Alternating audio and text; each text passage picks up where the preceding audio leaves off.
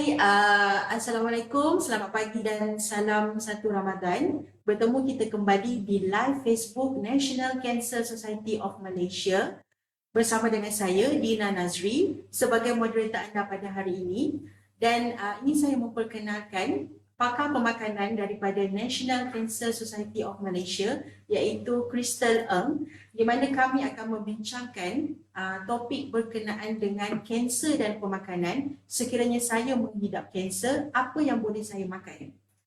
Tetapi sebelum itu, sekiranya anda mempunyai sebarang kemusykilan ataupun persoalan, anda boleh type di bahagian komen dan saya akan bacakan di akhir live nanti. So, hi Crystal. Hai, apa khabar? Selamat berpuasa semua. Ya, terima kasih. Okey, untuk memulakan topik kita pada hari ini, sekiranya seseorang itu menghidap kanser ataupun adalah bekas pesakit kanser, so apakah jenis-jenis makanan yang dia boleh ambil?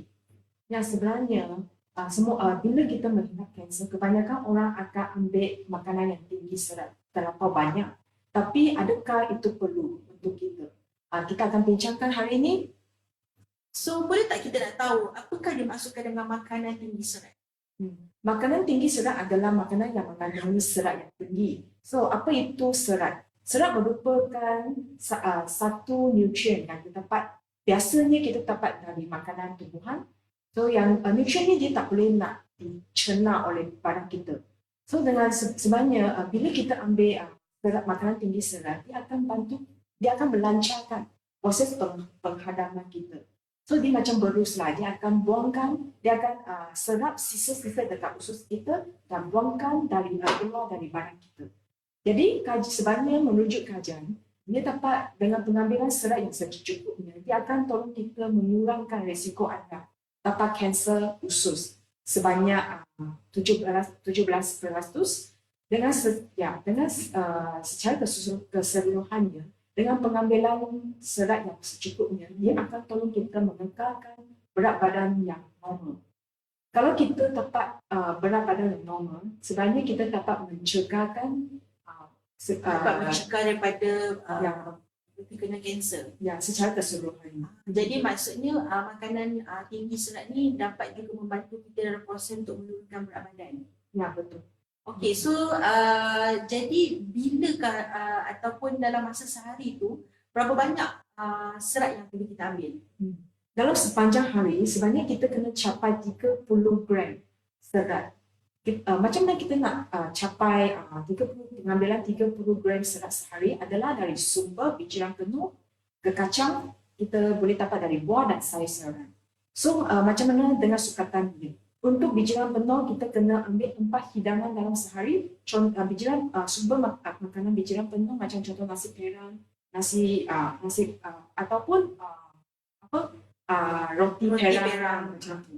So kita boleh ambil 1 hidangan ke kacang, 2 hidangan buah dan 3, sekurang-kurangnya 3 hidangan sayur-sayuran yang kita pergi.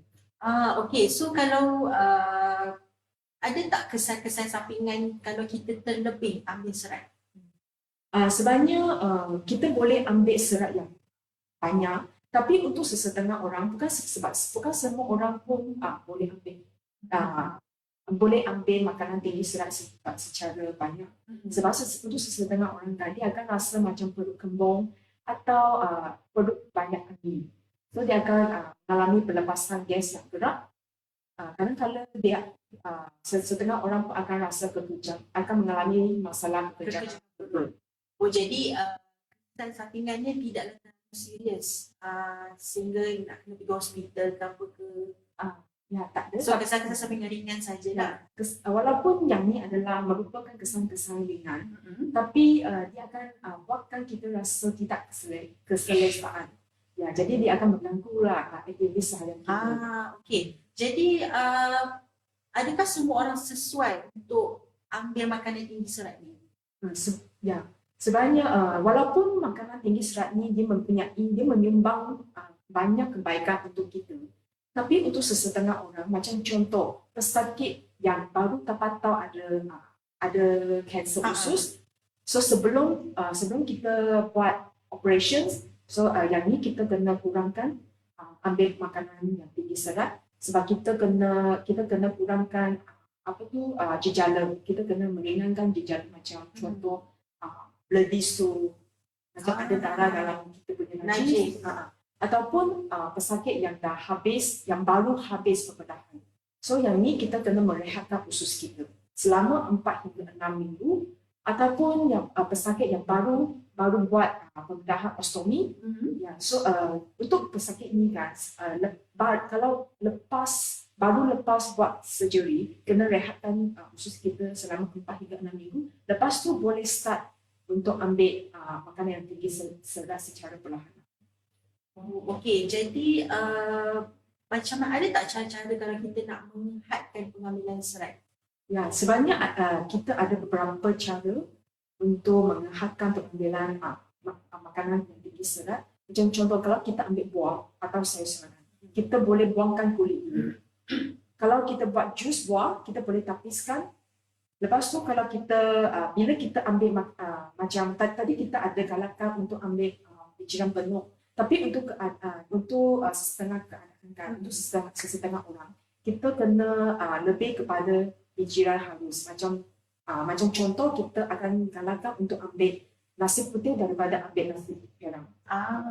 Macam kadang-kadang kita pun akan kita akan tambah macam biji-bijiran kekacang dalam masakan kita, macam kacang kuda. So untuk pesakit yang untuk setengah orang, kita tak galakkanlah untuk masukkan kekacang dalam masakan. Kacang pis macam kekacang, sekali kekacang dalam masakan. Okey, sebagai contoh, sekarang ni kita tahu yang kita semua sekarang dalam bulan puasa. Jadi macam waktu bersahur, kalau kita ambil makanan yang tinggi serat ni, adakah dia dapat membantu kita untuk kekal cergas sepanjang hari di waktu bulan puasa ni? Ya, sebenarnya kalau kita makan makanan yang tinggi serat waktu semasa berpuasa, sebenarnya dia akan bantu kita untuk rasa kenyang sepanjang hari. Sebab kita akan berpuasa selama 8 jam kan. So bila kita rasa lapar, kita tak boleh nak fokus. Ya, betul. Dalam kerja harian kita.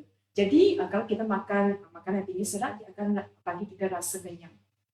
So kita tak rasa lapar. Bila kita tak rasa lapar, kita boleh fokus dalam kerja kita. Okey, so selain daripada pengambilan serat, ada tak jenis-jenis makanan lain yang pesakit kanser ni boleh ambil ataupun bekas pesakit kanser ni boleh ambil? Nah, selain serat yang seperti apa yang kita bincang tadi, sebenarnya sumber protein adalah nutrien yang kita perlu tekankan kepada pesakit kanser. Sebab apa? Sebab protein ni sebenarnya dia punya fungsi utama adalah untuk membina dan membaiki tisu badan kita. So kenapa kita menyatakan protein ni, pengambilan protein sangat penting untuk pesakit kanser, terutamanya masa kita buat rawatan, menjalani rawatan. Sebab dia akan membantu kita untuk mengekalkan status pembakaran yang bagus. Kalau berat badan kita boleh kekalkan dalam lingkungan yang normal, dia akan mempercepatkan kita punya proses pemulihan juga. Lepas tu dia akan mengurangkan risiko kita untuk dapat jangkitan yang lain. Selain tu dia dapat membantu kita mengatasi kesan sampingan dari rawatan. Macam contoh ulcer. So kalau bila kita ada ulcer, kalau kita patutlah ambil sumber protein yang banyak, sebab dia akan bantu kita punya luka untuk menyembuhkan ulcer. Luka boleh cepat. Okey. So seperti kita tahu, protein dia ada 2 jenis, iaitu protein haiwan dan juga protein tumbuhan. So boleh tak kita terangkan beza antara ini? Ya. Sebenarnya untuk sumber haiwan kita ada daging, kita ada ikan, kita ada telur, susu dan susu. Untuk tumbuhan pula kita ada kekacang atau bijirin. Yang sebenarnya perbezaan yang ketara adalah kandungan asid amino dia. So asid amino dia kalau untuk sumber haiwan, dia mengandungi segala asid amino yang badan kita perlukan setiap hari. Tapi untuk sumber tumbuhan, kita ada kekurangan 2 jenis asid amino.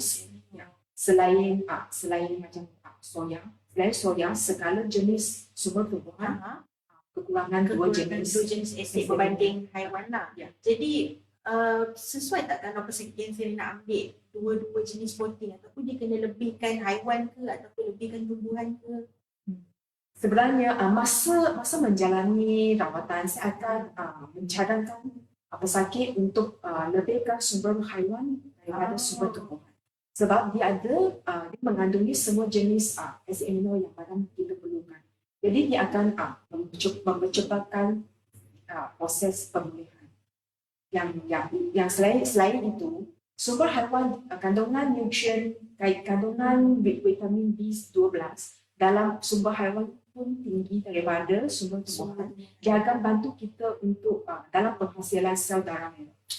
Okey, jadi macam mana pengiraan keperluan sumber protein harian yang kita perlu ambil? Sekiranya nak ambil banyak ke, sikit ke? So sebenarnya kita boleh kira keperluan protein harian kita sendiri. So macam mana kita nak kira adalah berdasarkan berat badan kita. So macam contoh untuk seorang pesakit yang tengah menjalani rawatan, dia punya sukatan keperluan protein harian adalah mengikut keadaan hypermetabolism, iaitu 1.2 hingga 2.0 gram per kilogram per day. So macam contoh, kalau berat badan pesakit tu adalah 50. So 50 boleh darab dengan 1.2 gram per kilogram per day. So sehari boleh dapat lagi itu jumlah protein. Jadi okey, katakan selalunya kita kalau makan tak adalah macam nak timbang berat daging tu berapa semua kan. Jadi misalnya kata kalau kita ambil terlebih sumber protein tu, ada tak kesan-kesan sampingan yang kita akan terima? Sebenarnya setakat sekarang tak ada kajian yang mengatakan dia akan menyebabkan atau menyumbangkan kesan buruk yang serius, yang teruk. Lepas tu kebanyakan orang sebanyak dia orang akan fikir kalau kita makan makanan yang tinggi protein, dia akan menyebabkan masalah gout atau uric acid tinggi. Tapi sebenarnya yang makanan sumber protein sebenarnya bukan penyebab utama masalah gout. Ya. Sebaliknya, kalau kita makan makanan yang tinggi lemak ataupun alkohol, dia akan menyebabkan masalah gout. Ya. Tapi apa yang kita nak ingatkan dekat sini adalah kalau untuk pesakit kanser yang mempunyai masalah buah pinggang. Ya, so yang ni kita kena menghadkan sikit. Maknanya kena kurangkan sikit pengambilan protein haiwan lah. Protein yang secara keseluruhan. Tak kiranya sumber haiwan atau sumber tumbuhan. Ya. Janji dia punya sukatan tak boleh nak lebih daripada 1.2 gram per kilogram lebih. Okey. Kalau dari segi sumber protein haiwan, kita tahu yang ada dua jenis type. Contoh daging merah dan daging putih. Jadi di antara daging merah dan daging putih ni mana satu yang lagi sesuai untuk kita ambil? Macam contoh, kalau untuk pesakit kanser yang tengah menjalani rawatan, kadang-kadang kita akan sarankan pesakit untuk ambil daging merah sebab daging merah ada mengandungi zat besi, zinc dengan vitamin B12 yang tinggi. Tapi untuk jadi kalau tadi kita ada bincangkan, kalau kita ambil vitamin B yang tinggi, vitamin B12 yang tinggi, dia akan bantu kita dalam penghasilan sel darah. Ya, jadi macam terutamanya masa kita buat kemoterapi. So masa kita buat kemoterapi, sel darah merah kita akan turun. Ya, jadi kita akan sarankan pesakit untuk ambil lebih banyak sikit daging merah pada masa menjalani rawatan kemoterapi. Tapi untuk general population macam orang awam, orang biasa, kita akan sarankan ambil daging putih. Kita akan sarankan pilih daging putih sebab kandungan lemak untuk daging putih adalah lebih rendah daripada daging merah. Okey, jadi maksudnya kalau yang sedang menjalani rawatan ataupun yang ada penyakit kanser disarankan ambil daging merah, dan yang untuk orang normal yang tak ada kanser disarankan untuk ambil daging putih. Ya, boleh dikatakan macam tu. Sebenarnya masa buat rawatan kemoterapi kan kita pun kena tengok result darah pesakit. Kalau sel-sel darah dia atau hemoglobin level tu tak cukup, ya kita akan sarankan ambil daging merah. Okey. Jadi untuk pengambilan daging merah tu, adakah sukatan tertentu yang kita boleh ikut untuk saranan pengambilan daging merah?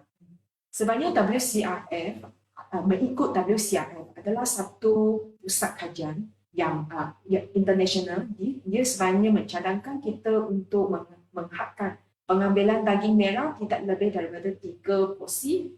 Macam mana kita kata 3 porsi atau 3 hidangan. So satu tapak tangan merupakan satu hidangan daging merah setiap minggu. Okey. Tadi tadi saya dah nampak ada seorang penonton bertanyakan soalan, sekiranya dia ada penyakit kanser lidah, apakah makanan yang sesuai untuk dia makan?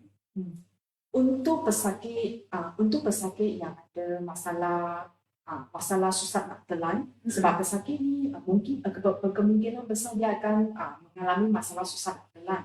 So untuk pesakit macam yang ni, dengan keadaan yang ni, kita akan sarankan ambil pengambilan serat yang terlalu banyak ataupun benda-benda yang keras. Kita akan menggalakkan pesakit untuk ambil makanan yang tekstur dia lembut. Yang lebih lembut. Ya, yang lebih lembut. Lepas tu yang protein macam contoh protein, super protein. Super protein ni pesakit ni boleh dapatkan sumber protein dari susu. Boleh minum susu sebab susah nak tinggal kalau so boleh ambil macam susu lah macam cecair, makanan cecair. So yang janji kita boleh mengekalkan berat badan dalam lingkungan yang normal. Okey.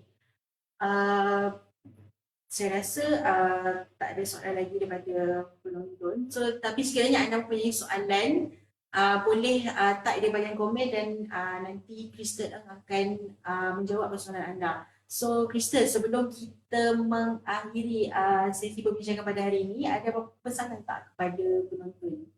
Okay. So sebab semalam Perdana Menteri baru announce kita punya PKP akan dilanjutkan.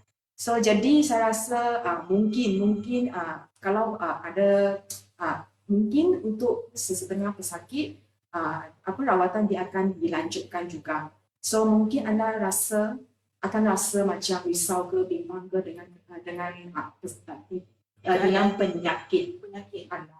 Ya, tapi tak payah risau. Janji anda dapat cukup protein dengan tenaga sepanjang jika anda menjalani rawatan ataupun sebelum kalau treatment tu belum start, pesakit boleh janji kita memastikan berat badan anda dalam lingkungan yang normal dengan makan secara seimbang. Macam untuk pesakit yang dah untuk cancer survivor, sebenarnya kita boleh makan seperti mana-mana yang anda tengah makan. So continue to stay healthy. Okey, jadi kesimpulannya untuk pesakit kanser dan juga bekas pesakit kanser, anda boleh mengambil makanan yang berserat atau yang berprotein untuk membantu dalam proses penyembuhan anda. So sekian sajalah kita pada hari ini. Terima kasih. Assalamualaikum dan selamat berbuka puasa. Thank you.